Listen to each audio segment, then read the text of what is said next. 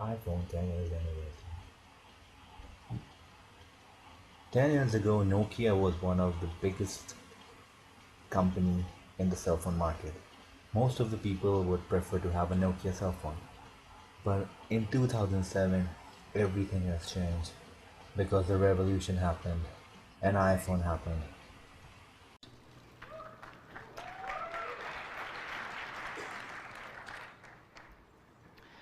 Every once in a while, a revolutionary product comes along that changes everything. And Apple has been, well, first of all, one's very fortunate if you get to work on just one of these in your career. Apple's been very fortunate. It's been able to introduce a few of these into the world. In 1984, we introduced the Macintosh. It didn't just change Apple, it changed the whole computer industry.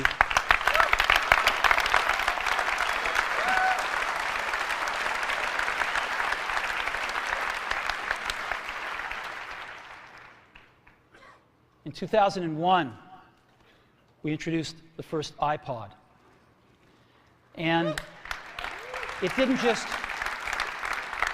just change the way we all listen to music. It changed the entire music industry. Well, today, we're introducing 3 revolutionary products of this class. The first one is a widescreen iPod with touch controls.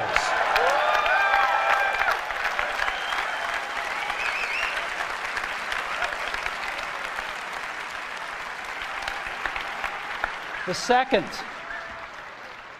is a revolutionary mobile phone.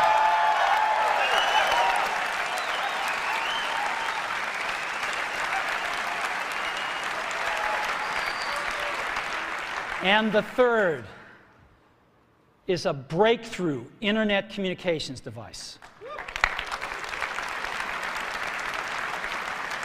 So, 3 things. A widescreen iPod with touch controls, a revolutionary mobile phone, and a breakthrough internet communications device. An iPod, a phone, and an internet communicator.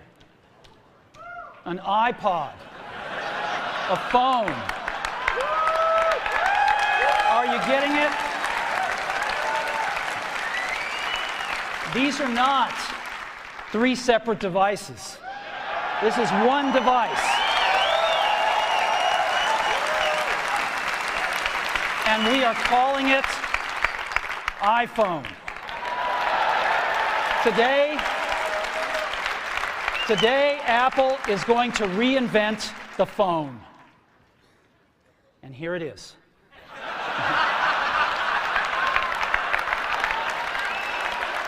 No. Actually, here it is, but we're going to leave it there for now. So, before we get into it, let me talk about a category of things. The most advanced phones are called smartphones, so they say. And they typically combine a phone plus some email capability, plus they say it's the internet, sort of the baby internet, into one device, and they all have these plastic little keyboards on them. And the problem is that they're not so smart and they're not so easy to use. So if you kind of make a Business School 101 graph of the smart axis and the easy to use axis, regular cell phones are kind of right there. They're not so smart and they're not so easy to use. But smartphones are definitely a little smarter, but they actually are harder to use.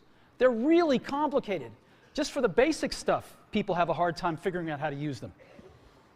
Well, we don't want to do either one of these things. What we want to do is make a leapfrog product that is way smarter than any mobile device has ever been and super easy to use. This is what iPhone is. Okay? So, we're going to reinvent the phone. Now, we're going to start with a revolutionary user interface is the result of years of research and development, and of course it's an interplay of hardware and software. Now, why do we need a revolutionary user interface? I mean, here's 4 smartphones, right? Motorola Q, the BlackBerry, Palm Treo, Nokia E62, the usual suspects. And what's wrong with their user interfaces? Well, the problem with them is really sort of in the bottom 40 there. It's this stuff right here. They all have these keyboards that are there whether you need them or not to be there. And they all have these control buttons that are fixed in plastic and are the same for every application. Well, every application wants a slightly different user interface, a slightly optimized set of buttons just for it. And what happens if you think of a great idea 6 months from now? You can't run around and add a button to these things. They're already shipped. So what do?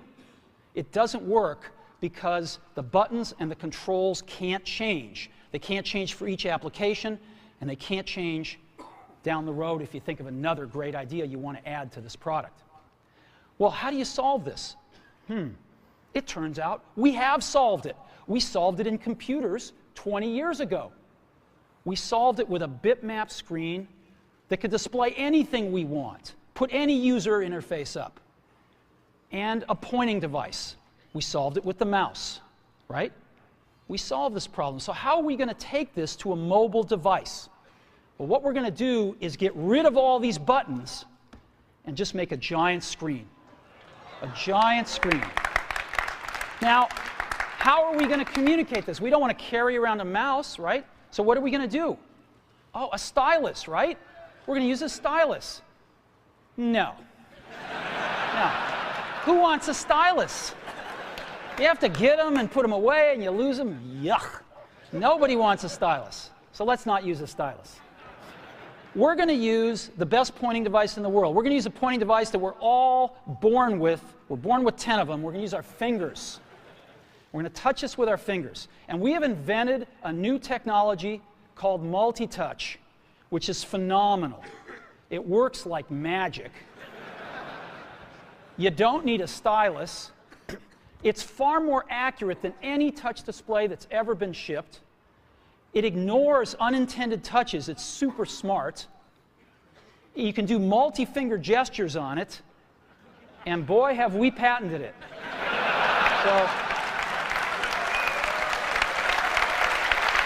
So, we've been very lucky to have brought a few revolutionary user interfaces to the market in our time. First was the mouse. The second was the click wheel. And now we're going to bring multi-touch to the market. And each of these revolutionary user interfaces has made possible a revolutionary product. The Mac, the iPod, and now the iPhone. So, a revolutionary user interface. We're going to build on top of that with software. Now, software on mobile phones is like baby software. It's not so powerful. And today, we're going to show you a software breakthrough. Software that's at least 5 years ahead of what's on any other phone. Now, how do we do this? Well, we start with a strong foundation. iPhone runs OS 10. Now,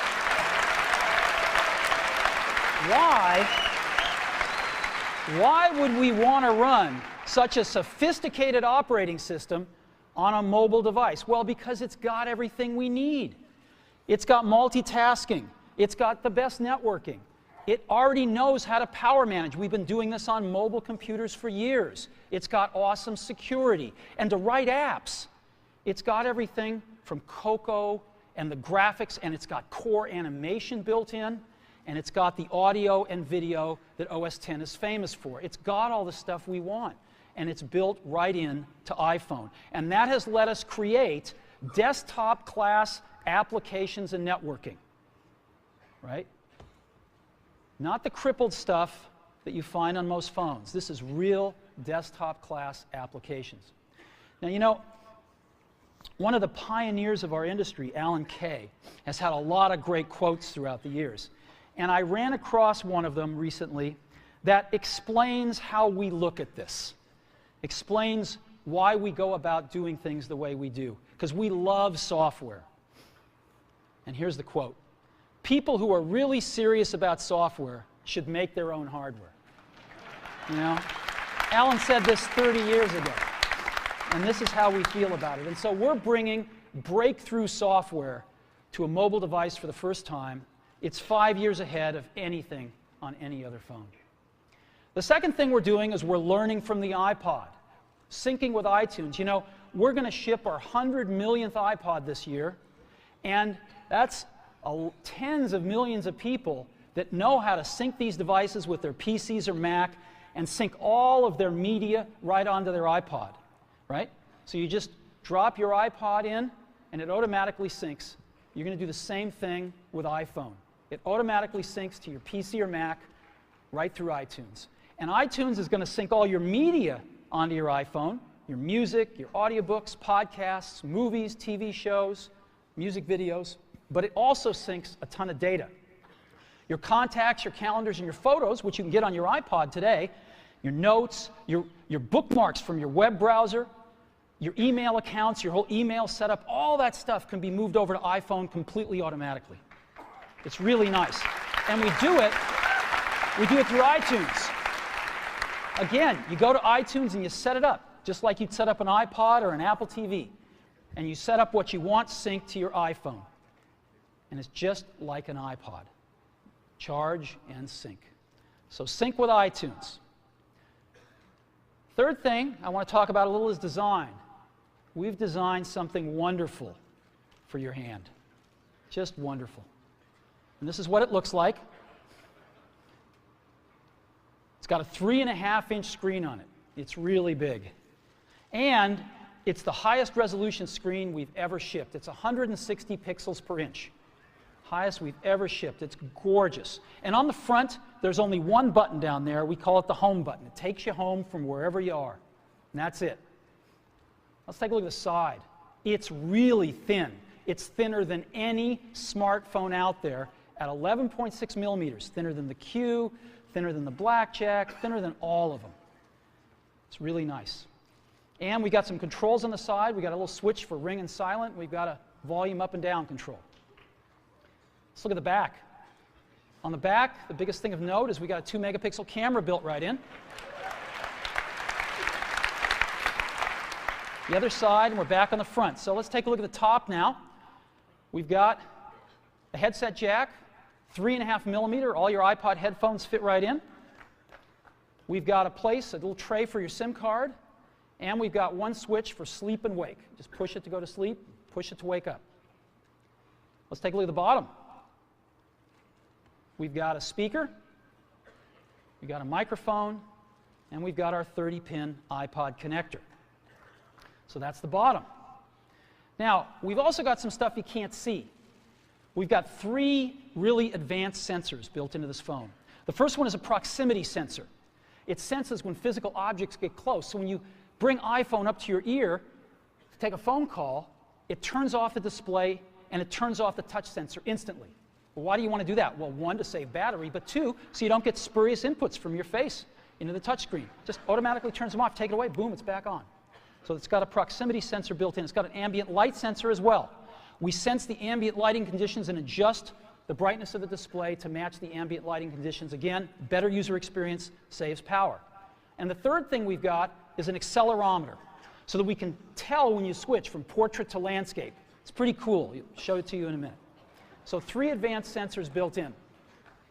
So let's go ahead and turn it on. Since the launch of iPhone 2G, the lives of people has been changed. Apple brought one smartphone that has beaten each and every smartphone available in the market. Every company has been trying to work together to get to the top, but Apple has taken them all over. Now we're at the 7th generation of the smartphone, iPhone 7, and no doubt it's the most amazing cell phone you can buy right now. So many congratulations to Apple and happy birthday iPhone.